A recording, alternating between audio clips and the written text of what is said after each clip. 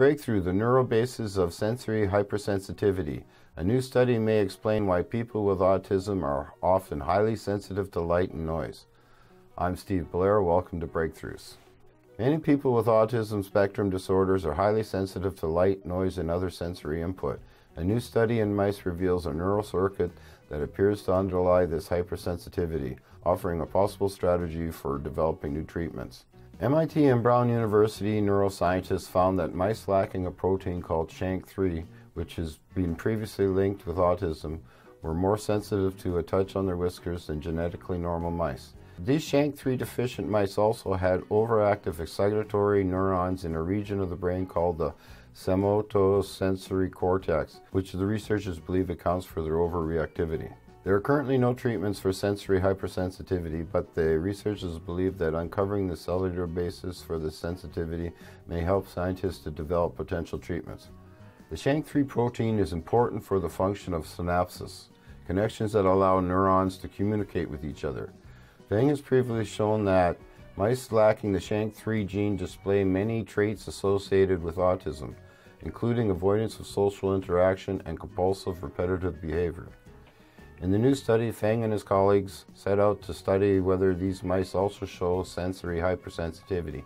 For mice, one of the most important sources of sensory input is the whiskers, which help them to navigate and to maintain their balance among other functions.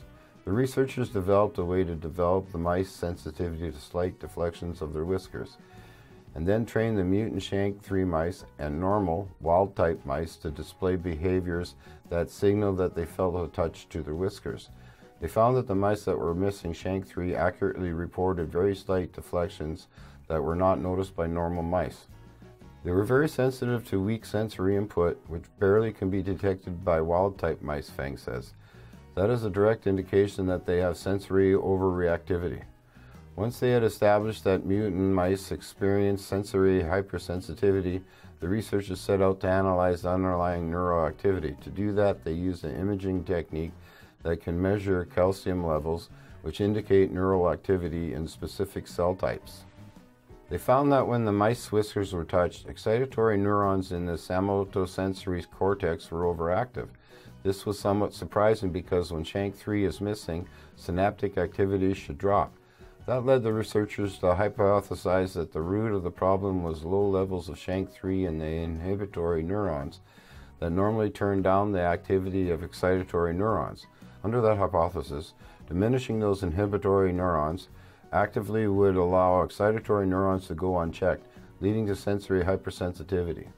To test this idea, the researchers genetically engineered mice so that they could turn off SHANK3 expressions exclusively in inhibitory neurons of the somatosensory cortex.